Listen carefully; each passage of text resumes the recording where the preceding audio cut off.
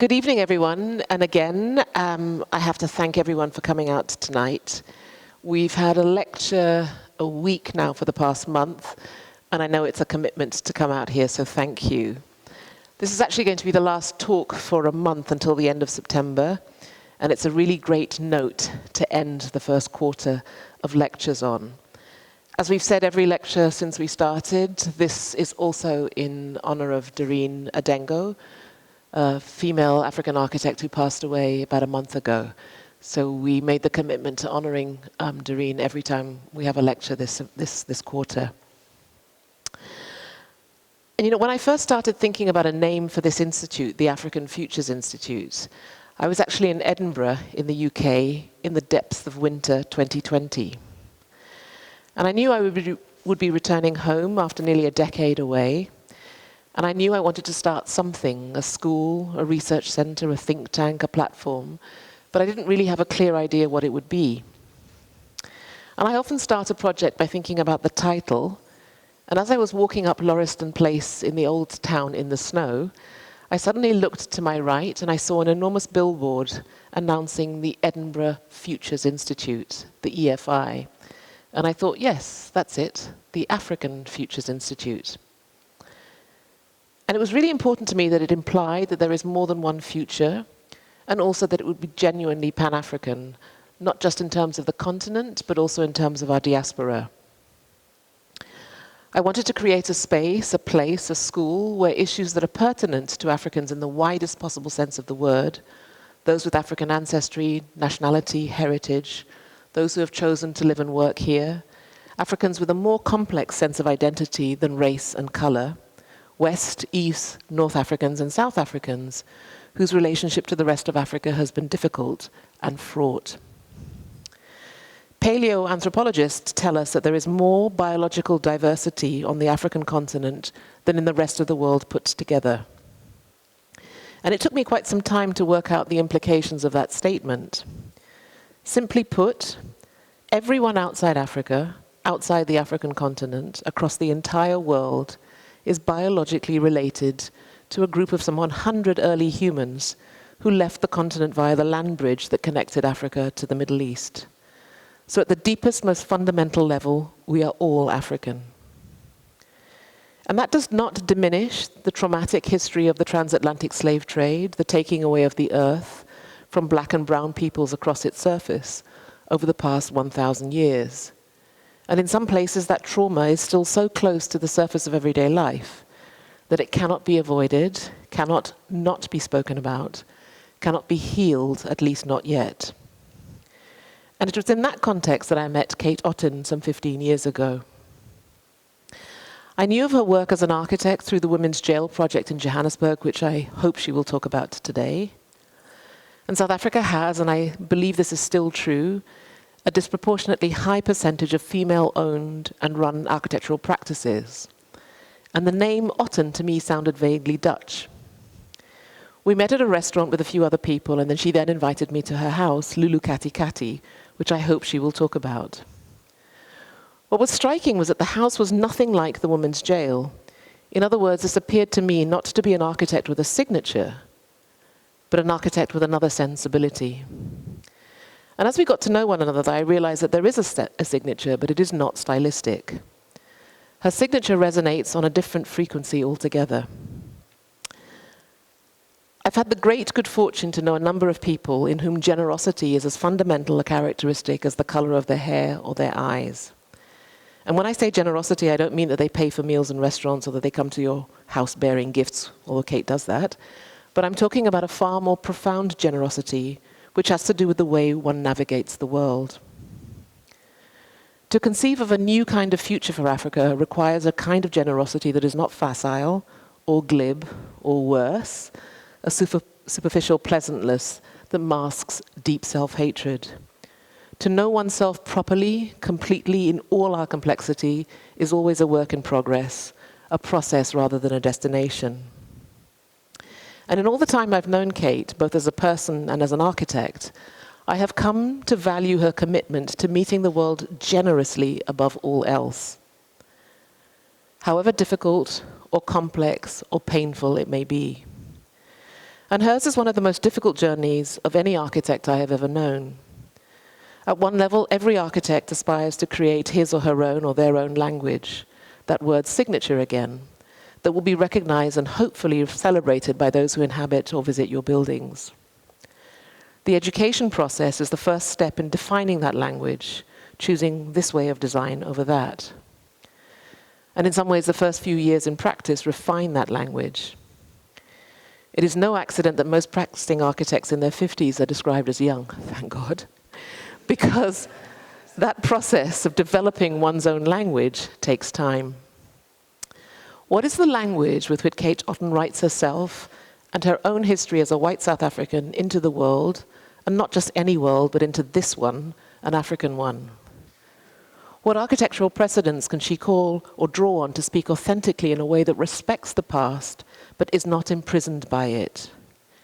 It is a question that the students I taught in South Africa between 2014 and 2019 grappled with every single day, black and white, many of whom who found answers and inspiration in Kate's work. And it's with great pleasure, therefore, that I'd like to welcome Kate to Ghana. This is her second visit, and I know it won't be her last. And to thank the audience for extending your generosity as West Africans to our speaker from the South. Thank you.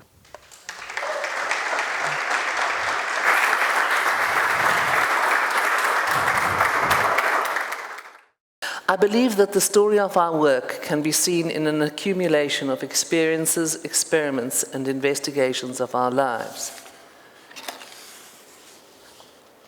I have chosen a few projects that my practice and I have engaged in making over the last 33 years, a young architect at 58, to share and speak to some of the ideas and links in the work. While each project is approached as a unique design that responds specifically to that client, context, brief, and user needs, there are common threads that run through the work. But first, to give you some context, South Africa is the country I call home. It is a diverse country with many extremes, most obviously the extreme of poverty that exists alongside great wealth. There is our deep sense of humanity, too, that enabled us in recent history to avert a civil war, and yet somehow we can just as easily resort to extreme violence. We are people with rich and varied cultures and complex histories. The layer of the natural landscapes is also varied, sometimes harsh and unforgiving, other times beautiful and nurturing. I live in Johannesburg, also known as Igoli, or City of Gold. It grew from a rush of fortune seekers to a mining town in search of riches. We have no river, no sea, no mountains, just reefs rich in gold. Johannesburg sits at an altitude of 1,800 meters, so nearly 2 kilometers above the sea level. And the main ridge on which it is sited is a watershed. Water runs north to the Indian Ocean and south to the Atlantic. It is one of the largest man-made forests in the world and the economic hub of South Africa. I was born in 1964, which was the same year that Nelson Mandela and the other treason trialists were imprisoned for life for treason. I was 6 years old when I learned to sew. This started a pattern of making things which has persisted my whole life. I was 7 years old when I did this pastel drawing. And by the time I was 21, I had lived in 24 different houses. I was at university in the 80s, at the height of apartheid's violent onslaught. In this malaise, my activisms included a search for architectural education that was not the exclusively Western canon taught at the universities. This led me to a deep interest in Islamic architecture and a crush on the late Egyptian architect Hassan Fathy. The next few slides are what I call in the office, or what we call in the office, the mud series.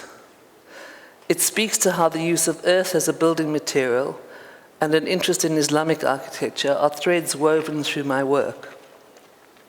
From these beautiful hand-drawn plans by Hassan Fathy to the sensual way that light falls in the spaces he designed, I have loved these images for 40 years. These images describe an almost forgotten traditional method of building with sun-baked mud bricks that Hassan Fathy reintroduced into the building of homes for and by local villagers. The vaults are made using lying down parabolic arches so that no formwork is required, which is so obvious. There are no trees in the desert. Simple, beautiful. In our work, you can see the theme. This image are mud bricks that are actually baked with a fire underneath, and it was for these madrasas that I was involved in building in Malawi when I worked for Muhammad Mayat in my prac here. And following that thread, these drawings of my thesis were a part of it, which was a village on top of. It was a whole kind of urban design and development, but this was the kind of Islamic village. It was in a Muslim part of town. And also in our work, you can see the theme of experimenting with local skills and materials. These towers, for example, were overplastered and then hosed down so that the plaster slumped and left beautiful rivulets in the finish.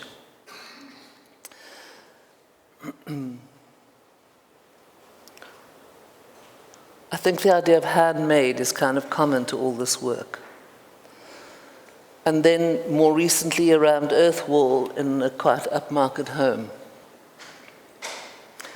And the last of this sort of thread, I think, is this children's village that we're working on at the moment for a Muslim group called Give Light. The design references ancient Persian concept of gardens as heavenly paradises.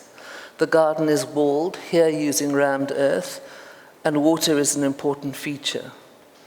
The geometry of the main sala, or sanctuary space, is shifted towards Qibla, signifying the importance of this space and its function. Other themes that run through the work include ideas about light, color, texture,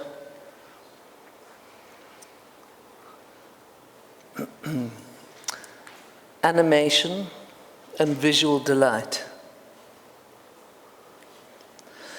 Collaboration with makers, with co-workers, with co-workers, users and clients is another theme, or thread, if you like. Landscape, be it literally as topography and planting, or more conceptually, the political landscape that we see in the women's jail, which we will look at later. It's here. So the first building we'll look at briefly is the Pineapple Republic. And this is an example of a series of buildings I call constructions for self. This drawing of the Pineapple Republic was my homage to Hassan Fathy. The Egyptian goose flying north for the summer, the animation of the spaces, and the flop-down elevations. Constructions for self are buildings I have done and do alongside those for clients that are for myself, my family, or my office. These acts of building are testing grounds for ideas I might employ later for clients. They are experimental, highly cost-effective, and I have a very hands-on relationship with the process. They involve much recycling, upcycling, and cross-cycling. Then Lulu Katati, that Leslie referred to where we first met, is one of my most ambitious constructions for self. Described as an organism for living, the space enables you to escape. That's it in context. So you see the sort of forested Johannesburg with the city in the background.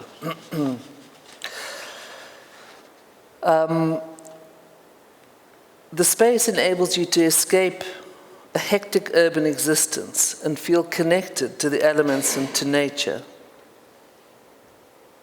That's in one of the pot plants that are on the part of the balustrades. The drudgery of daily life is transformed into an exotic experience. suspended between the natural rock face and a 100-year-old pear tree, indigenous pear tree, suspended quite literally from 6 massive gum poles, 9.5 meters high and each weighing over half a ton. The lower ground floor level reveals the cave-like rock formations of the site. The middle level feels like being in a treehouse, and the bedrooms, if you take that staircase up to the top, connect to the sky and distant views. Building and landscape are integrated and intertwined. Lines are blurred between inside and out, between natural and built. The building is camouflaged. Insulation and privacy screens are formed from recycled plastic cut into plant-like formations. The use of color reflects the same in the surrounding landscape. The experience of the change of seasons, sunrise and sunset, electric high-felt storms, and full moon nights are all heightened by the building. To live here is to feel alive. The next building is the Art Therapy Center, which is a place where art is used to heal trauma, where language is a limitation to therapy. Mostly children who come to this building, and many were victims of apartheid and the pressures of living in poverty. Some cannot speak. The building is conceived of as a sculpture, and merely by entering the building, the user is caused to reconsider their relationship to the environment. Whilst the building is very different from anything the user may have experienced before, familiar materials are used so as not to be intimidating or alienating. The therapy room is a round drum with the idea that everyone is equal and no one can get put in a corner. Light comes in from above, creating an uplifting environment. The unusual process of construction of this project is another thread in our work. Here, drawings were used to establish layouts, principles, and size, but the building was not drawn down to the last detail. Instead, artisans and craftspeople were encouraged to express themselves on site and use their skills and abilities to best effect.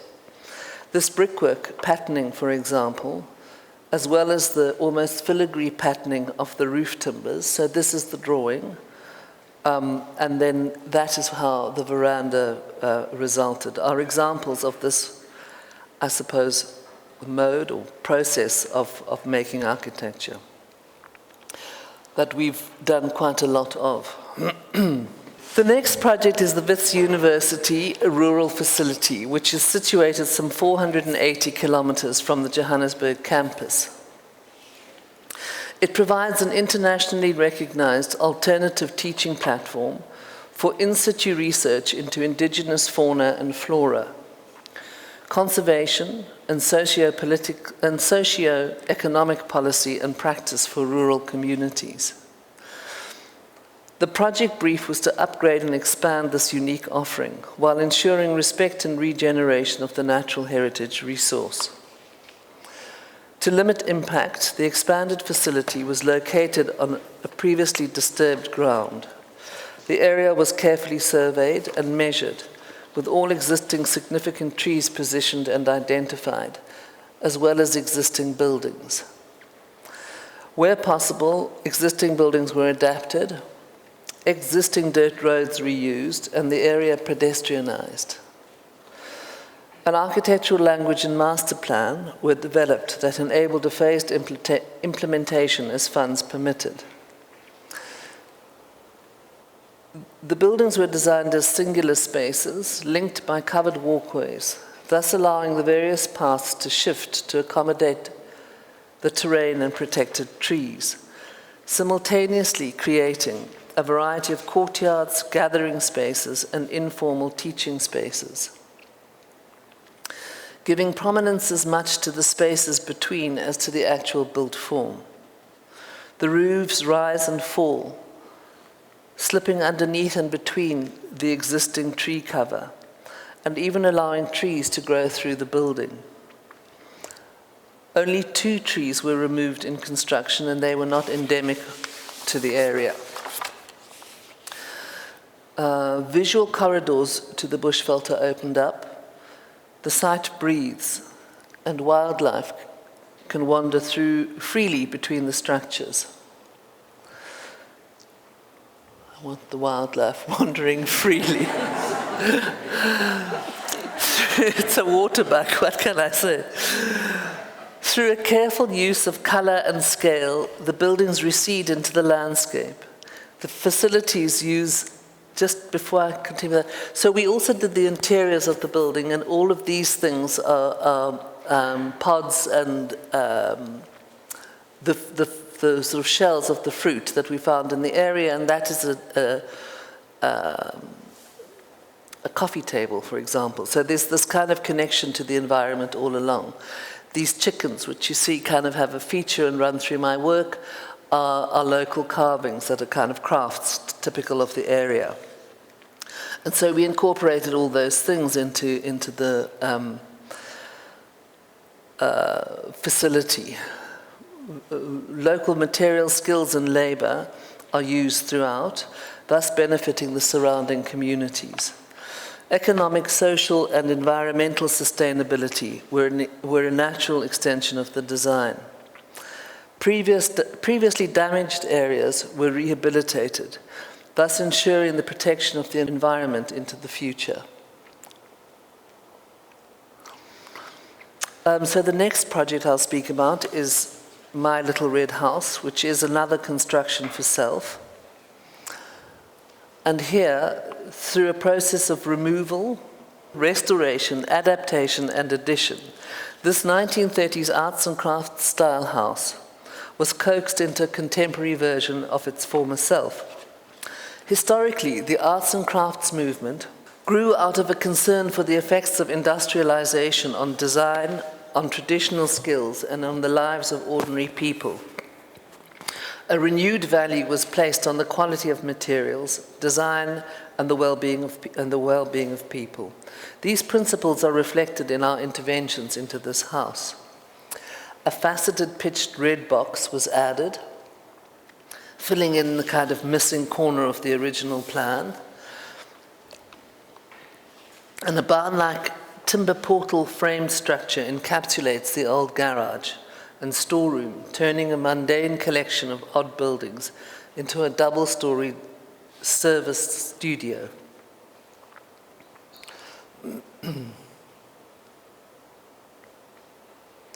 So that's the existing house, and then you see how it got, you can see the studio in the background and the kind of pitch that we added to it, and then all the kind of paint and plaster that we took off to reveal the building before. So that's the back corner where you see the what we call the red box addition, that then looks like that from the outside and that from the inside. So these I'll go really fast through because these are the outbuildings that then got kind of all the oddities taken away, and then this framed structure, these sort of portals that were added to it. And in so doing, making this 2-story building that was supposed to be our office, but long story, COVID and all sorts of other things. But the light-filled courtyard space mediates between the house and barn, visually linking the 2 structures.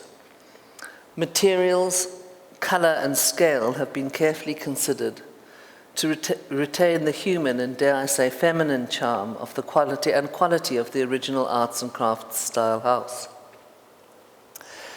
The garden is tended with the same care, colors and plant massing referencing arts and crafts gardens, but using largely indigenous planting.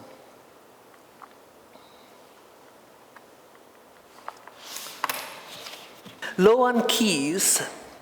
So here we were approached to design a new office for a rapidly growing law firm.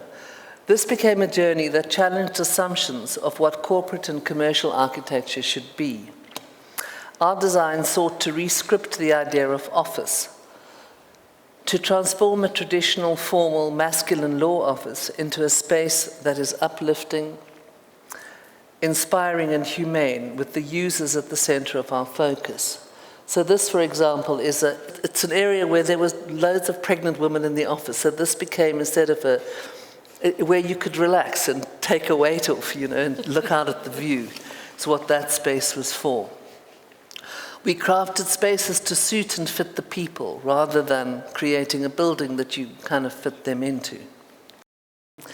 Unusually for Johannesburg, there are no security barriers, and members of the public can walk in directly off the street, past a garden with sculptures. Public spaces like the reception area and the waiting area address the street. The boardroom, library, and meeting rooms are organized around courtyards and terraces. It's the boardroom, the library beyond, and how they are kind of clustered around that central courtyard.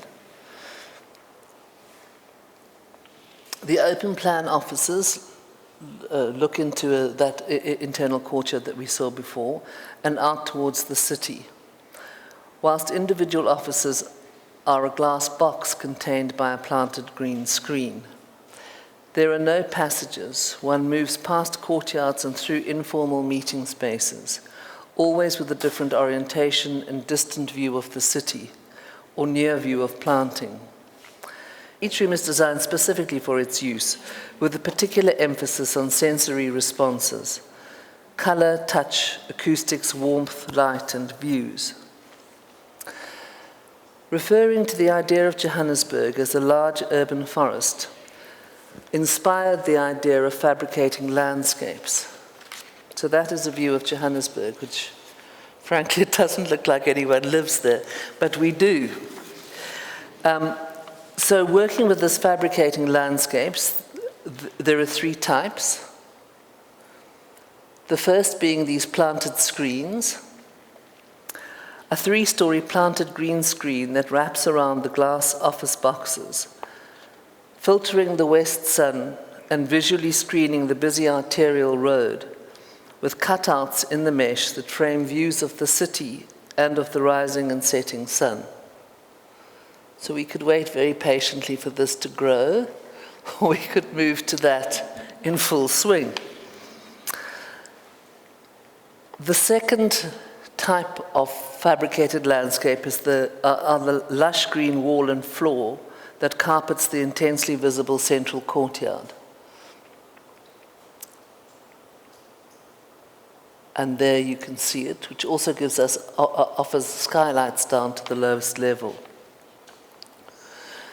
And the third of the fabricated landscapes are a variety of roof terraces and external courtyards that are planted with indigenous veld grasses and aloes, changing color with the seasons. That's on top of the roof that that is a sort of outside party area, really, and that change with the colors of the season. Also, the entrance area are one of the planted roofs. Rainwater is collected and used for irrigation, and high-level roofs aligned with photovoltaic panels, which provide 65% of the electricity requirement in the building. From how the building is set in its urban context, to how the visitor experiences the public spaces, and on to the intimacy of a lawyer's private office, people have been placed center stage.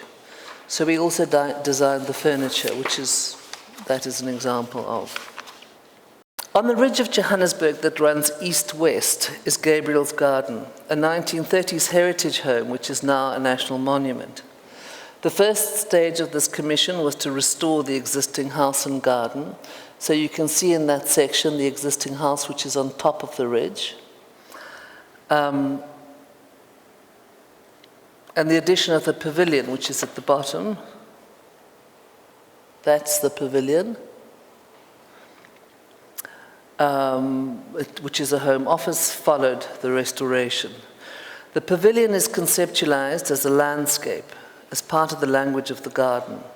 It is sited on the lowest garden platform, such that the full view of the historic house and garden terraces is maintained. The L-shaped pavilion nestles into the corner of two existing stone garden walls.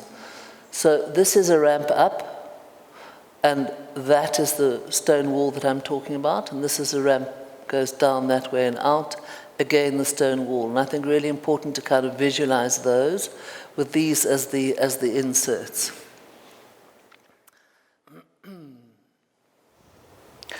So that is the section showing you how the existing stone wall and how we have integrated that into the design of this new installation, which is a very glass facade and kind of integrates with the garden. And on the roof is this roof pond, which you'll see how that works later.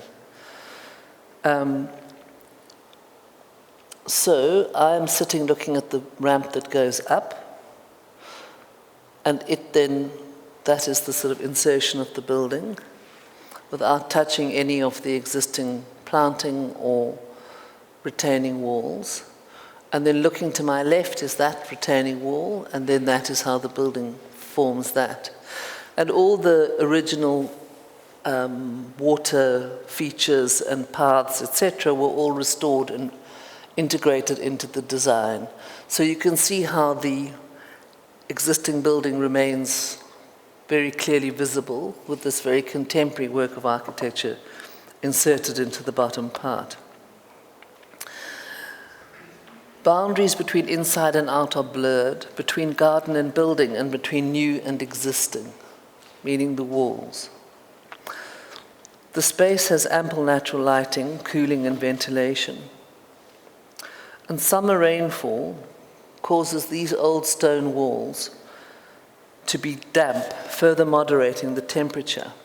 So the water kind of collects on them and then goes into this channel that then takes the water out. So in summer you have this very cool space. In winter it's dry, it doesn't rain in Johannesburg. So there is the water collection. And what I call the fifth facade, or the roof, which is visible from the upper terrace, is a shallow pond that reflects the trees and sky, merging the building into the landscape and further cooling the structure in summer. Excess rainwater from these ponds is collected in tanks and used to water the rest of the garden. Okay, so I'm going to show you now the Women's Jail project. But where this comes in the, I suppose, discussion, in 2020, I became the president of the Institute of South African Architects. And so it was all through the pandemic. And this was the start of my inauguration, where there's a tradition that you have your inauguration in a building that you have designed. So I chose to do it at the Women's Jail. But clearly it was locked down, so nobody was able to actually physically join us. So it was a kind of I suppose, a performance, which you'll see a video that we made just now. So the importance of the Women's Jail is, this was a building that was where many political prisoners were imprisoned, and it was a very brutal place. So part of the kind of, there's this strange thing where people sort of think because it was this Victorian building, it was a beautiful piece of architecture, and, you know, perhaps as a sort of graphic in front of you it is. But the kind of horrors of that were the thing that we felt important to kind of translate and to move forward and to shift. And so this brutal structure, which is that, or this structure with a brutal history, became something where the kind of voices that had not been heard before then became part of the language of the new. So the atrium, which you will see, became the centerpiece through which you must always travel to get to these new kind of contemporary wings.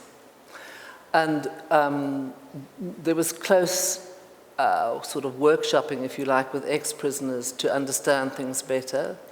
But to make this wholly contemporary and new structure that was open, these screens slide, the top ones kind of pop open like that. And they are in relation, so the top screens were around, the imagery of it is about the sky and how it was the one freedom that you could not take away. And the bottom screens, which are made from the cutouts that come from the above ones, would kind of reference these tapestries that the women were brought to do to kind of, I guess, while away the time, or kind of, have something to do during this time. And in the kind of taking away of the layers, things like this grill were exposed, and the kind of markings of the different cells, etc. And this atrium space, which is where the movie takes place, was a space where the prisoners they were never allowed to walk through the center of the space. They had to polish it with these, which you'll see them in the video, and scrub them, or they had to walk around the outside. So they were never allowed through this space. So part of the kind of transformation of the language of it was to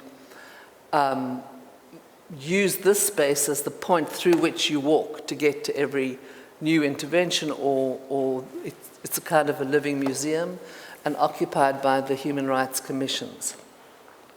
So they're office buildings, the new insertions are office buildings, and they're occupied by the human rights commissions.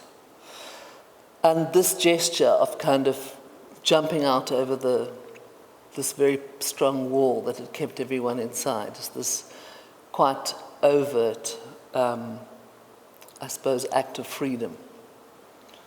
And also, which you can't see from here, but these balconies are very important in that they look to the north and to the view. So there's the spectacular view from this, which is the ridge of Johannesburg.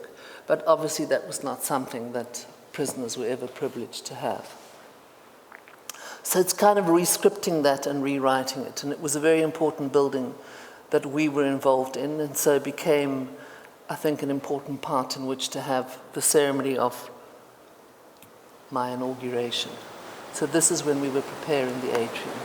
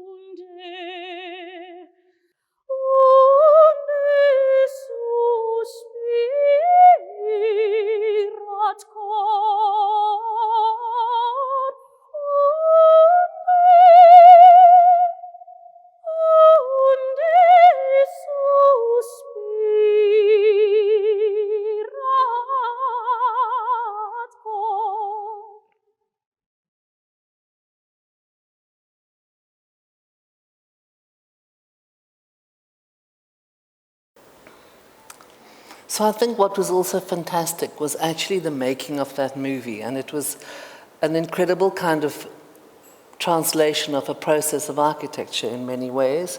And I suppose for me to be in that space in that way with, you know, all of us masked in this kind of strange thing, but doing something that was incredibly, with Noctula's voice, I mean, just absolutely gorgeous. Oops, let's go backwards. So at my inauguration, I spoke about my hope to create a collective and inclusive and collegiate architectural community where we would support and inspire each other. I hope to encourage collaboration, recognize the richness of diversity, and the value of many voices. To start this collective conversation, I invited a number of colleagues, both local and from the diaspora. Isa is missing. To join me, I invited colleagues to join me in speaking with many voices about our profession, to share their ideas about how we as architects might address the many challenges and opportunities we are currently presented with. The video is available online, but these are the participants who took part in the Many Voices video. The Many Voices theme caught on within the Institute and became the title of an ongoing webinar series that aims to transform our architectural community through debate and discussion. So there were a kind of series of things that I did through the presidency that kind of have created something that will live on beyond that, that is around transformation and collaboration and similar things. And one of them, or another very important part of that whole process of the transformation of our institute, lay with our journal, which is the South African Architectural Journal. And a group of 7 of us wrestled the editorship out of the hands of the old guard, and kicking and screaming, so we could have the edition 100 to speak to and include contemporary, younger, and more diverse group of architects, and have them speak with their many voices. So you can see the collection of the people who engaged with this publication. And Leslie knows many of them. And I think just, you know, if you kind of understood the context that it was in, it was an incredibly important and quite bold move to get everybody involved. We're getting near the end. Also during the pandemic was the work that we've been engaged in at the University of the Witswatersrand, or Wits as we call it. This work is ongoing, and we are part of a framework appointment. Initially, we established a set of principles that guide our approach to quite a diverse collection of briefs. So I'm going to very quickly run through these projects just so you have an idea of what we're currently working with and thinking about. The food sanctuary building, which is this on the left-hand part of this plan, serves 1,000 meals to students who do not have access to food security. The pavilion is designed to accommodate these numbers, while at the same time offering a covered space for students to eat their meal. The space on the left-hand side, which kind of goes down a hill, which you see in this section, also acts or doubles as an outdoor theatre or a stage, as well as a vegetable garden. The Wits Great Hall, which is one of the first buildings to be built on campus, which is now 100 years old, we're about to have the 100-year celebration. Time had degraded the facade and large lumps of molded concrete had started falling off. And we were asked to restore this very important structure. And so it was a really interesting process to be involved in. You can see these things called medallions were falling off, and we had new ones molded in exactly the same way. And the whole kind of process of how that worked was really very interesting. The planetarium, which we're currently involved in, is an iconic building in the Johannesburg landscape, and one of the key areas where the public can interface with the university. Our job is to convert the facility into a digital dome, in keeping with the progress in this field, while simultaneously maintaining the heritage structure. And the Gatehouse building, where we have inserted a two-story bridge that links the two sides of the building and creating new lecture theatres and student study areas. In the largely concrete facade, our intervention uses terracotta bricks and tiles to express the new parts. And this is a kind of language that we've taken through the work that we're doing on the campus. We've also cut out a number of holes, creating views and links through to the city. And then for the paleontologists, we've inserted cross-laminated timber boxes into this existing warehouse structure to create office space and a large digital control room that communicates with colleagues in the field. The CLT, or cross-laminated timber, was chosen as it could arrive in pieces, fit through the doors, existing doors, and be erected really quickly. And finally, bringing us full circle, is one of the most fun and exciting projects I engaged in during the pandemic. And this was working on our visual branding with Fred Swart, who some of you may know. Absolute pleasure and delight to work with. So the clues or cues that he were given was this drawing, if we go back to the beginning of the show, and these little books, My Hands, and so these are my books that I travel with and draw and write things in, and how he kind of took these ideas, pixelated them and arrived at a wonderful collection of colors. How he then related those back to the buildings. So this we call the feeder, and it always heads up our invoices. And because those are feeders in the cage that the birds lived in. And then ideas around business cards. And the kind of final, page, which is our website, which is under construction. So this being about all the projects, the kind of fountain of life and the people who work in the practice, and then the chicken, who's all about stuff. And that's me. Thank you.